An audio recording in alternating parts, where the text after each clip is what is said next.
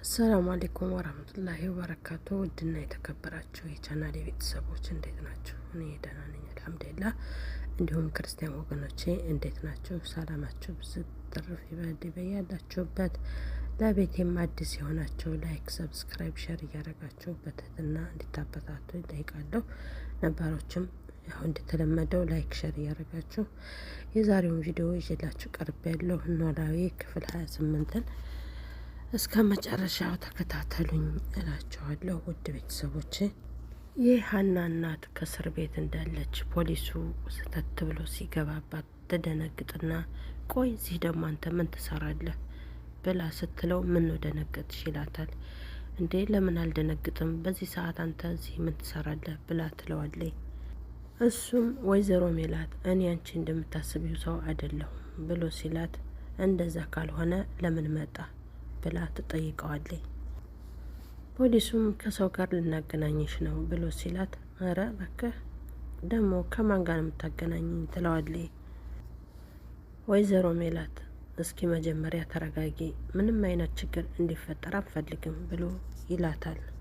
እሷም በድንጋጤ እኮ ንገረኛ ለምን ዝም ትላለህ ታዲያ ብላ ስትጠይቀው እሱም ኢንስፔክተር ያላገቡ ብሎ ፍቃድ ይሰጣቸዋል እንዲገቡ ወደ እሷ። እነሱም እርግብን ይዘውላት ይገባሉ። ትደነግጥና እርግብ ምን አባሽ ልትሰሪ ትመጫለሽ እዚህ ደግሞ ብላ ስትላት ወይዘሮ ሜላት ብላ አልጨረሰችም። እርግብም ይቅርታ ወይዘሮ ሜላት ይቅርታ እያለ በድጋሚ ተጠይቃታለች። የምን ይቅርታ ነው ይቅርታ እያለ ትጮኻለች። እሷም ወይዘሮ ሜላትም ለምን እዚህ መጣሽ ብላ ስትላት አይ ለዚህ ብቻ እንኳ አይደለም ብላ ትላታለች። ታዲያ ለምንድን ነበር የመጣሽው ስትላት እርግብም ብዙ የምናወራው ነገር አለ ትላታለች። ወይዘሮ ሜላትም እየጮኸች ስሙ እኔ ከዚች ልጅ ምንም ነገር መስማት አልፈልግም አሁን አስወጡልኝ ትላቸዋለች ፖሊሶቹን።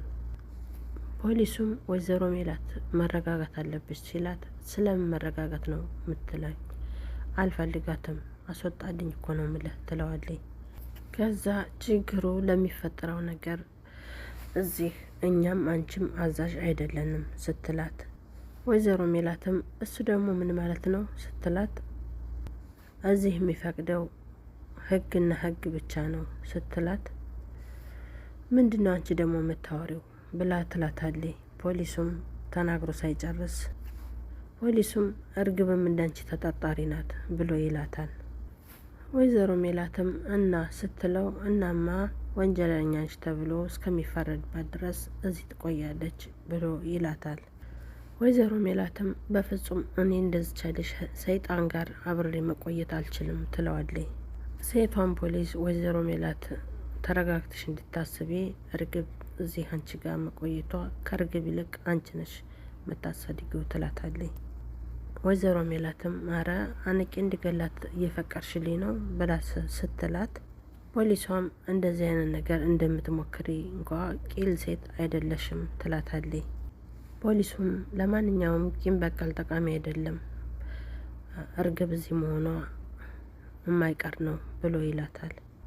ከዛ ፖሊሱ ኢንስፔክተር እኛ እንሄድ ብሎ ጥሏቸው ይወጣል። ምን እንደሚፈጠር እንግዲህ አስቡት ሁለቱ። ወይዘሮ ሜላትም እርግብን ለባነቅ ትታገላትና ልነቃት አልነቃት እያለ ታመነታለች። መልሳ ትለቃታለች። ከዛም ሀና ክላሷ ቁጭ ብላ እንዳለ አባቷ ከፍቶ ይገባል። አባዬ መጣ ስትለው እንዴ ሀንዬ ይላታል። የሀናም አባት እንዴት ዋልሽ ሀንዬ ሲላት እግዚአብሔር ይመስገን እንዴት ዋልክ አባ ትለዋለች። አባቷም ምን ነው ተከሽ ሀንዬ ሲላት አረ ምንም አልሆንኩ ስትለው ምን ነው ተከሽ ታዲያ ምን ሆነሽ ነው አልመሸም እንዴ ሲላት አረ መሽቷል ምን ነው አባዬ ትለዋለች። አይ ሀንዬ እኔማ መሽቷል ብዬ ነበር ሲላት እንዴ ምን ሆነሃል አባ ትለዋለች። ሰዓቱ ስለሄደ እዚህ ያገኝሻለሁ ብዬ አላሰብኩም ነበር ሲላት እሷም በትካዜ ለምን አባዬ አንተ እኮ አባቴ ነህ ትለዋለች። እሳቸውም ሀንዬ ከዛ ሳይጨርሱ እሷም አባዬ ዛሬም ቤተሰቦችሽ ጋር ልትሄጂ ነው ብለህ እንዳትለኝ ብቻ ትለዋለች። አይደል? እሳቸውም ምን ላድርግ የኔ ልጅ እናትሽ ቤት የለች ብለው ይሏታል። ወንድምና እህትሽ እኮ ብቸኝነት እንዳይሰማቸው ብዬ ነው ሀንዬ ሲሏት፣ ሀናም ችግር የለውም አባዬ እነሱ እኮ 2-3 ናቸው ትለዋለች።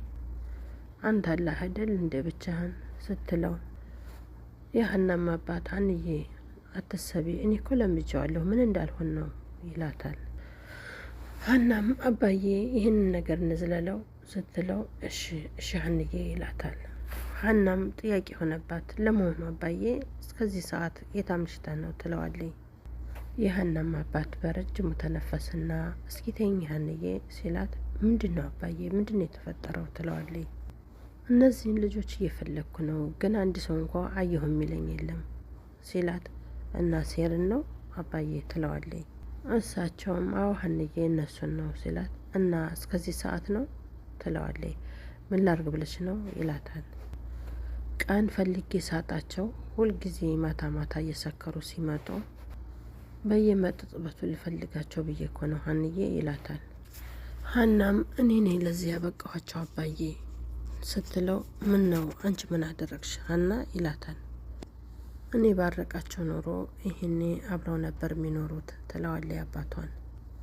ወይ ሀንዬ እነሱ መጥባት ከፈለጉ አንቺ እግራቸውን አስርሻት ታስቀምጫቸው ሲሏት፣ ባላስቀይማቸው ኖሮ ቢያንስ ይሄን ያህል ጊዜ አይጠፉም ነበር ስትለው፣ ሀንዬ ለምንድን ነው ራስሽን የምትወቅሽው ይላታል አባቷ። አይ አባዬ እንደሱ አይደለም እነሱ እንደ እህት ሲቀርቡኝ እኔ ግን የስጋ ወንድምነትን አረጊያቸዋለሁ ትለዋለች አባቷን። እሳቸውም ሀንዬ ምን ሆነሻል አንቺ ምንም አላደረግሽም ሲሏት፣ እሷም ተው አባዬ አታዝናናኝ እኔ ነኝ እንደዚህ ያደረኳቸው ትላለች። ሲቀርቡ ብቀርባቸው ሲወዱ ቢወዳቸው እንደ ጓደኛ የባያቸው ኖሮ ቢያንስ የሚሄድበትን ይነግሩኝ ነበር ትላለች ሀና ራሷን በመውቀስ። አባቷም ምን ትላለች ይች ነፍራቃ ልታለቅሽ ነው እንዴ ሲሏት፣ እንዴት አላለቅስ አባዬ ትለዋለች። እና ሴር እኮ በችግሬ ጊዜ ጥሩ ልጆች ነበሩ ከጎኔ ነበሩ ትላለች ራሷን በመውቀስ። አባቷም ሀንዬ አንቺ እኮ መኖርን ያልጠገብሽ ገና እንቡጥ ልጅ ነሽ ሲሏት፣ እንደዚህ እንደው ሁሉ ነገር ራስሽ ላይ እያስገባሽ መውቀስ አይገባሽም ሲሏት፣ አለም ደግሞ ጎደሎ ናት ጎደሎ የሆነችው ደግሞ አንቺ አጉደለሽባት አይደለም ብለው ይሏታል። አለም ገና ከመጀመሪያዋ ከመፈጠሯ ጎደሎ ስለሆነች ነው ብለው ይጠይቋታል። ከዛም ወይዘሮ ሜላት ጋር እስረኞች ነበሩ ገቡ እየጮሁ እየባረቁ ነው የገቡት። ከዛ ማዘሯ ዛሬ አዲስ እንግዳ አለ እንዴ ብለው ሲጠይቋት፣ አዎ ዛሬ አዲስ እስረኛ አለ ትላቸዋለች። እነሱም ያው እስር ቤት እንደምታውቁት እንደተለመደው አዲስ ሰው ሲያገኙ እንዴት እንደሚያመጫጭቁ እንዴት እንደሚደበድቡ ያው የታወቀ ነው። እና ስሚ አንቺ ምን ልትሰሪ ነው እዚህ የመጣሽው ምናምን ብለው ያፋጧታል። ከዛም እንዴት ነው ታዲያ ቤታችን ወደድሽው ብለው ሲጠይቋት፣ እኔ እንጃ በመደናገጥ እኔ እንጃ ብላ ትላቸዋለች። እነሱም የሰው ቤት ባያምርም ወድጃለሁ ነው የሚባለው አሁን ተነሽ ይሏታል። ለምን ነው የምነሳው ብላ ስትላቸው፣ ተነሽ አልንሽ አይደል ብለው ይጮህባታል።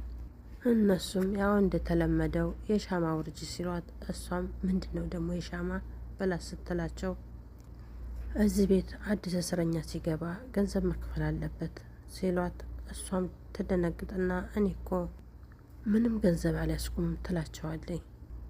አይ እንደዛ ከሆነ ገንዘብ ከሌለሽ ወይ ዝፈኒ ወይ ጨፈሪ ሲሏት፣ እኔ መስፈንም መጨፈርም አልችልም ትላቸዋለች።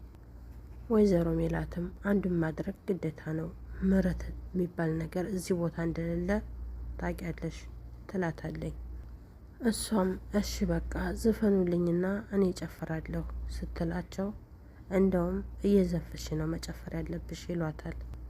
እንዴ እንደዛ ይሻላል ስትላቸው፣ አዎ እየዘፈሽ ጨፍሪልን ሲሏት፣ ምን ልስፈን ብላ ትጠይቃቸዋለች። እሷም እሺ በቃ ጎጃምያ ነው የምዘፍንላችሁ ትቀበሉኛላችሁ ትላቸዋለች። እነሱም እናውረጃ ታዲያ ፊቴ ላይ ተገትርሽ ነው እንደምትጨፍሪው ብለው ሲሏት፣ እሷም ወረደች ወደ ታች ፍራሹ ጋር። ከዛም ጭፈራዋን እሷም አቀለጠችው እየዘፈነችላቸው፣ እነሱም እያጨበጨቡ ይቀበሏት ጀመር። ከዛ እህትና ወንድም ይገናኙና ምን ሆነ ደግሞ ዛሬ እንቅልፍ የለም እንዴ ትለዋለች። እሱም እባክሽ እንቅልፍ የለም ብሎ ይላታል። እኔም እባክህ ሀኒ ስለሌለኝ ቤቱ በጣም ሰፋብኝ ስትለው፣ አይ ሀኒ ስለሌለች አይደለም እኔ ጅም ቤት ጀምራለሁ ብዬሻል ነበር ብሎ ይላታል። እናማ ቀን ስፖርት ሰራለሁ ብዬ ያንን ግድግዳ ስገፋው ግድግዳው ነው ስለገፋሁት ነው የሰፋሽ ማለት ነው፣ ሀና ስለሌለች አይደለም ብሎ ይላታል። ውድ ቤተሰቦቼ የዛሬው ቪዲዮ እዚህ ላይ ያበቃል። በሚቀጥለው ቪዲዮ እስከምንገናኝ መልካም ቆዩልኝ።